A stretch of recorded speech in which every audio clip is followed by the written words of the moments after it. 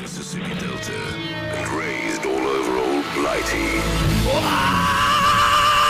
Turn up the rock.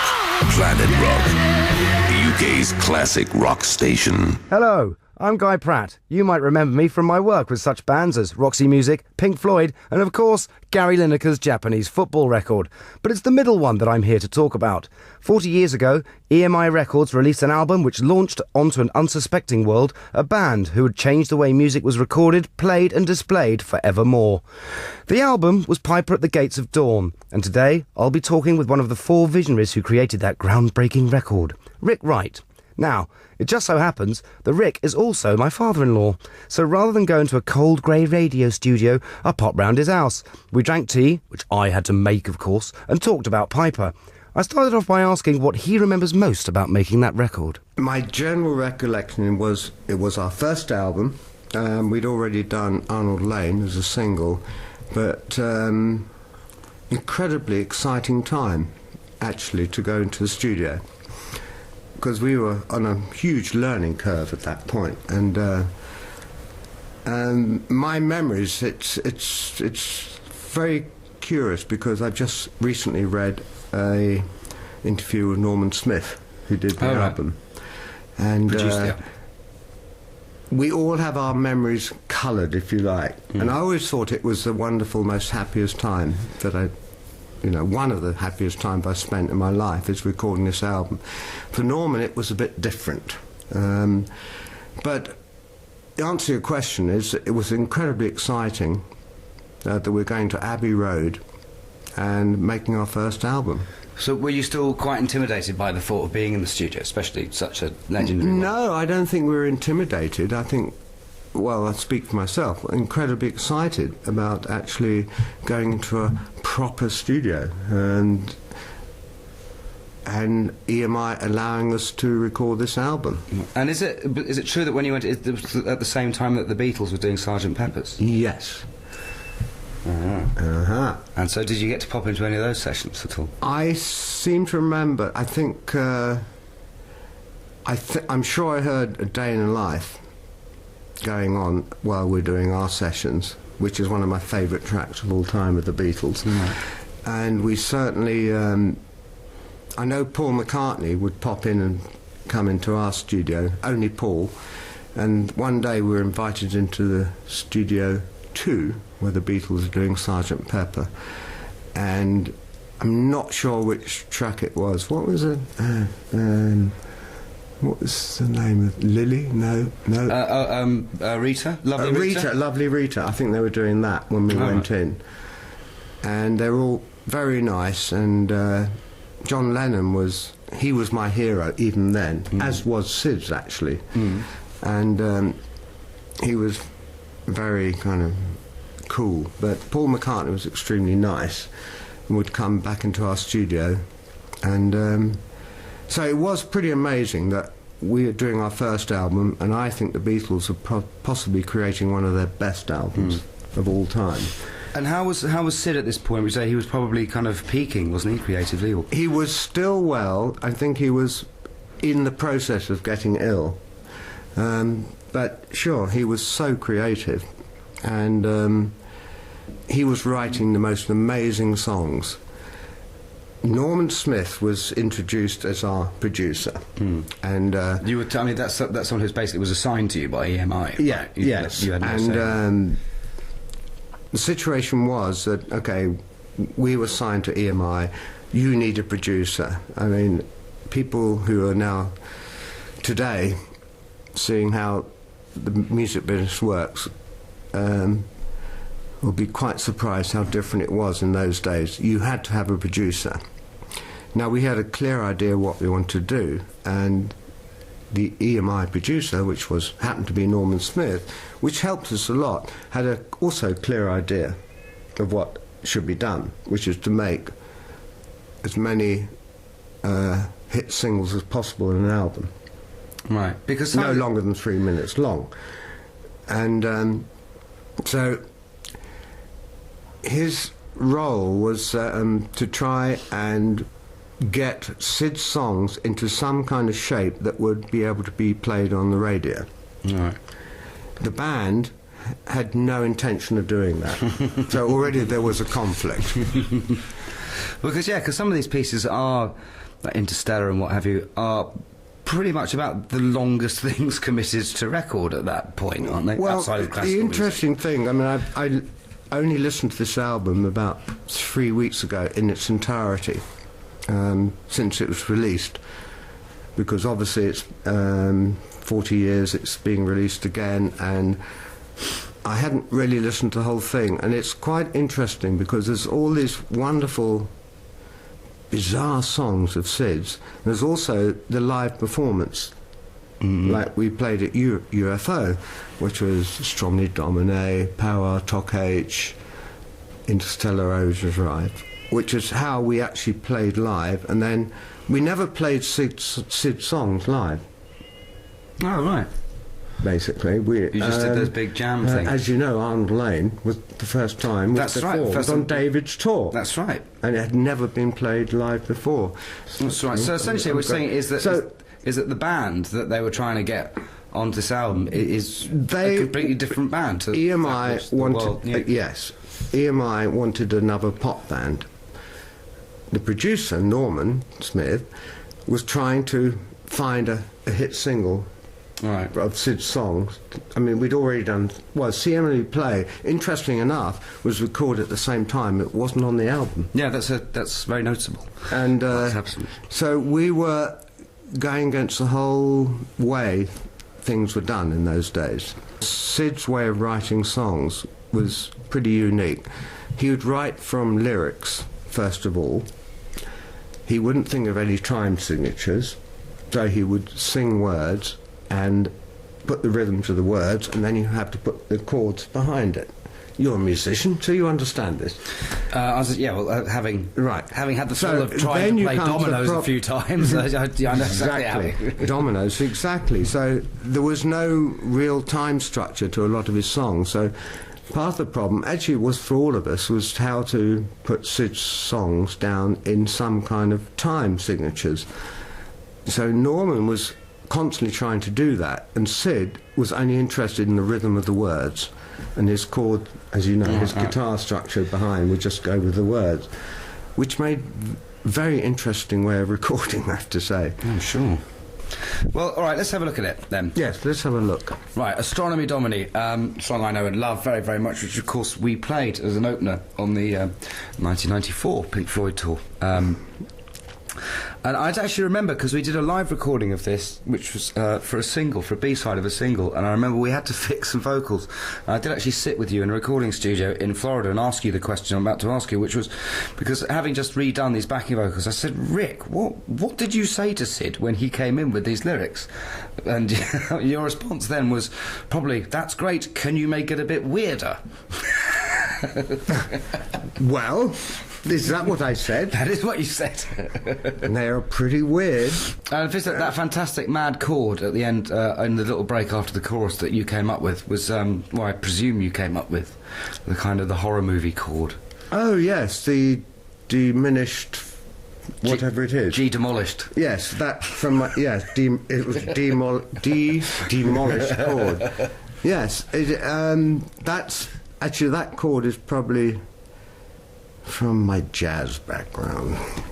But would that have been a case of, right, we need something really weird here? It was a case of how do we get from here to here, and through my farfisa and my Binson. Because I've got this, it doesn't actually help get you from there to there, yeah. but I've got and what this.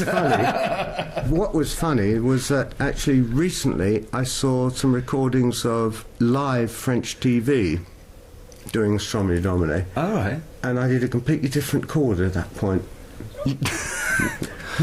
Why not? Oh, exactly. Oh. Yeah. Just to keep the train spotters on their toes. Exactly.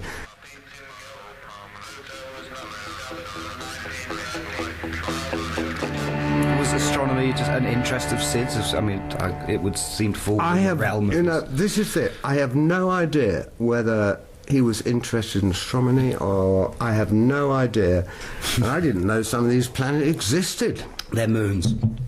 They're moons. Mostly moons of Jupiter, mainly. Yeah. As I say, the whole thing about this album, and I really do like it now is that it's quite a strange mixture. You've got Astronomy Domine and, as I say, a Power Talk H, and take up my stethoscope, but Interstellar Overdrive. Those are the kind of tracks we were doing live, and there's a big contrast between how the band were playing live and Syd's songs in the studio. Yeah. Did you ever do Bike live, for instance? No. I have no memories of doing any of... We didn't do Lucifer Sam, we didn't do Flaming, Matilda Mother, Take Up Thy Stethoscope, The Gnome, Chapter 24, Scarecrow, and Bike. None of those we did live. Right. So they literally only exist on this album, that's their whole life? Yes.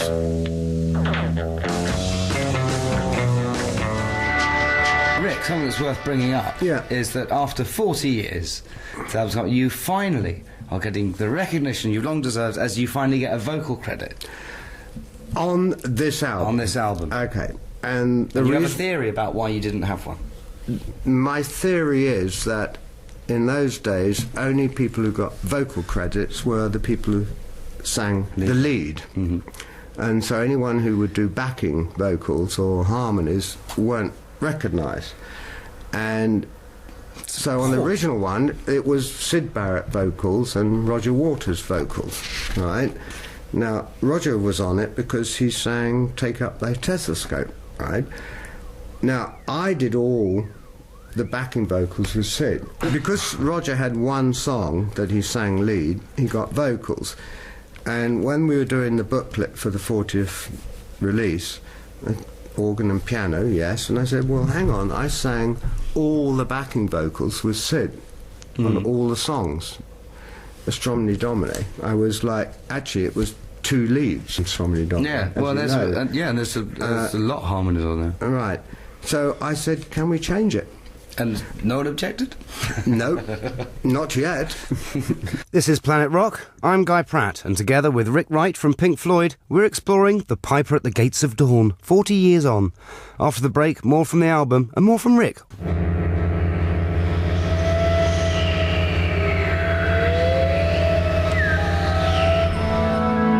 a lot of the keyboards you did play, I mean, it's...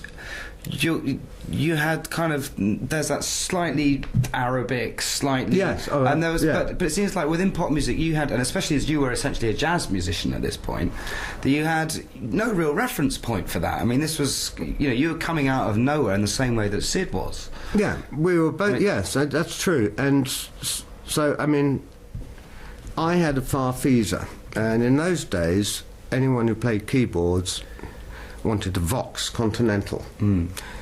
I had a farfisa duo, and it had little stops with oboes on it, and oboe stops, trumpets, and I think on this track there's an oboe stop on it, and everything went through a Binson, through my right, and the Binson Echo-Rec particular type of delay. Absolutely, and it was a huge experiment for all of us to see what we could make our instruments do. Well, let's go to Power Talk H. Let's go to Power Talk H. What the hell's that about then? It's about nothing, Guy. Absolutely nothing. Well, the title even. Call Roger. Really? Well, he did the... No, we all wrote it, but it was... he did the voice effects at the beginning. Right. Right. It was something we did live. And I have to say, I would listen to this album, and in terms of how we were actually playing in UFO at those times, this track really shows how we were performing live. Right. I mean, I think it's really good, except for the silly voice sounds at the beginning. Right. But why it's called Power Talk H, I have no idea. Something I should know, actually, but I don't. I'm sure it's on a million websites. Oh God, yes, I'm sure. I mean, right. But it's actually another thing we did live.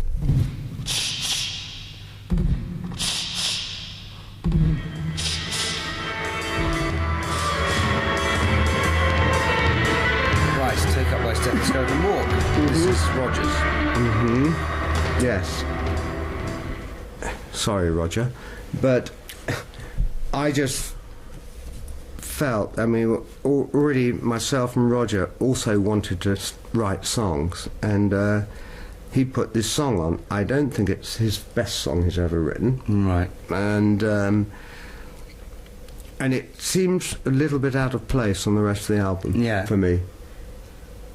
Because we got the live Floyd playing, and we got Syd's songs.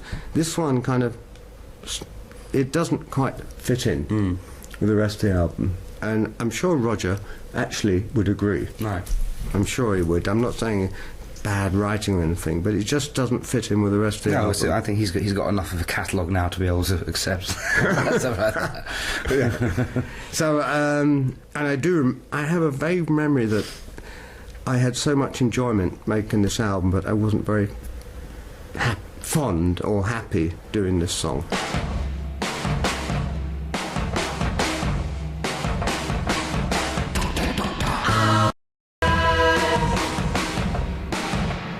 Now, the Gnome, the song that inspired David Bowie, perhaps?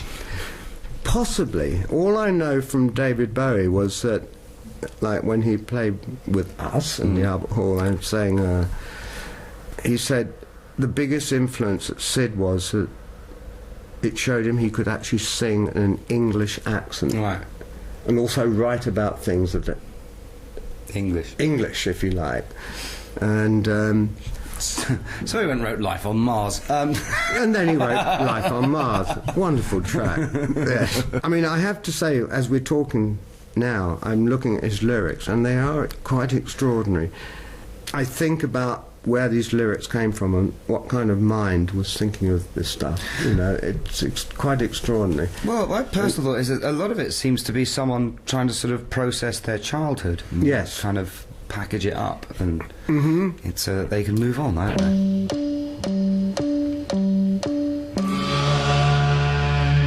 The Gnome on Planet Rock from Piper at the Gates of Dawn. 40 years old this year, and with a new anniversary edition which contains a stereo mix, a mono mix, and some of the singles from that time. I'm Guy Pratt, and after the break, Rick Wright gives an insight into the Syd Barrett writing style, plus how Interstellar Overdrive came to be. Planet Rock, digital radio, playing analog heaven. Scarecrow, anything you want to say about the Scarecrow?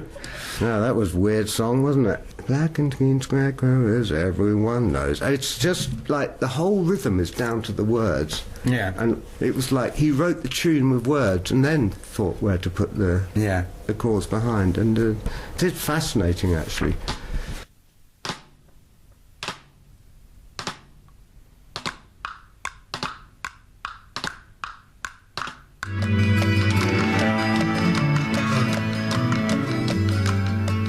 And of course the big one, Interstellar Overdrive. Yeah. Now, what was the germ of that? When did that? Was that born? That was definitely born again back in the Powys Gardens, probably too early. Maybe even Powys Gardens.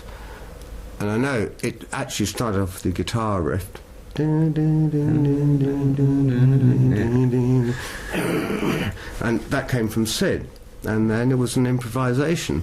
And every time we performed it live, we had that riff, and anything in between the two riffs at the beginning and end was whatever we wanted to do. Fantastic. Yeah, of course. There was no structure between the riff, that riff. And so, and how would you know to go back to it? When you just kind of look around to each other and figure, yeah, I've had enough. Let's go home. You look at the audience, they're falling asleep. We better go back to the riff.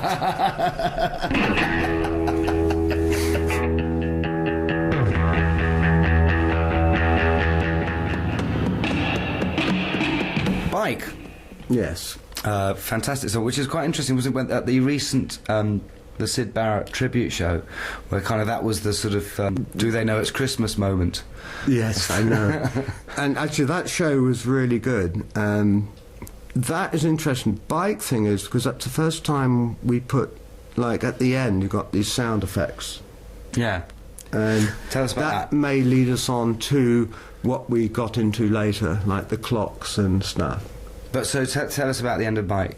At the end? Yeah. Well, he's got a room full of musical toys. Yeah. Is that the end of the lyrics? So, Yes, we did actually bring in all these wind-up toys and stuff, musical clocks, put them in the studio and got mics on. This is true. But there are also tape effects on top. Right. But that is absolutely right. You've jogged my memory. Yeah, we did actually go out and buy... It was earlier that you got lazy and just asked for BBC sound effects albums.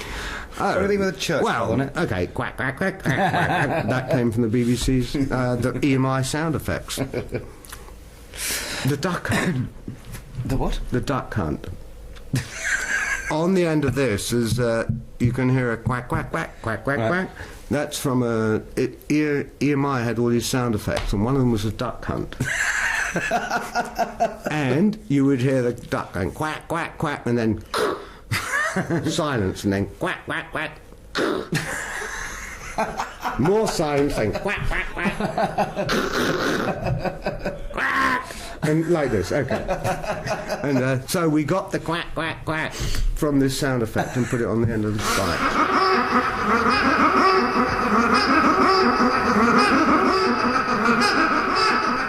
When the album was finished and presented to EMI, what was their reaction? Probably first of all thought, well, where's the single for the album? Because you can't release an album unless you've got your hit single on it, so they probably question it. But it was in those times when the whole business was changing, and I give a lot of credit, actually, I'd say, to Peter Jenner and Andrew King, who were managers at the time, that actually persuaded EMI to let us do these things. Right. And but their reaction, Norman Smith was I think happy with what came out, and I don't remember actually going to the boss of EMI and saying, what do you think of our album, mate? It was done, it was released, and it did very well. Because those days the whole industry was changing, and we were actually changing the boundaries. We were actually making new rules about how you can make albums and what you release. And that's what, seeing as you... yeah. But seeing as you were doing something, that was kind of hadn't been done before, what were you expecting from the album? Did it? I mean, obviously it did very, very well.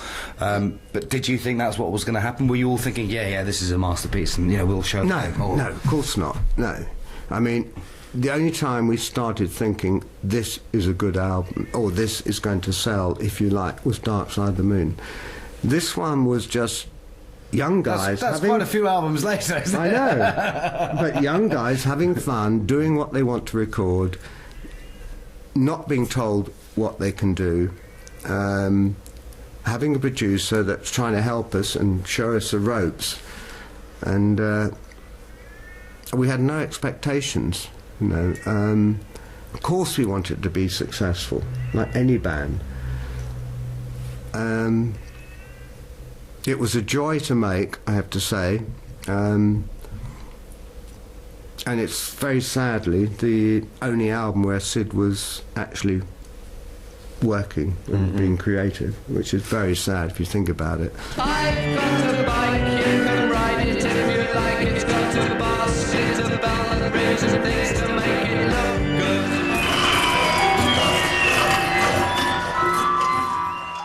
You've been listening to Rick Wright and his recollections of Piper at the Gates of Dawn. The 40th anniversary 3-CD set is out today and contains more previously unheard material.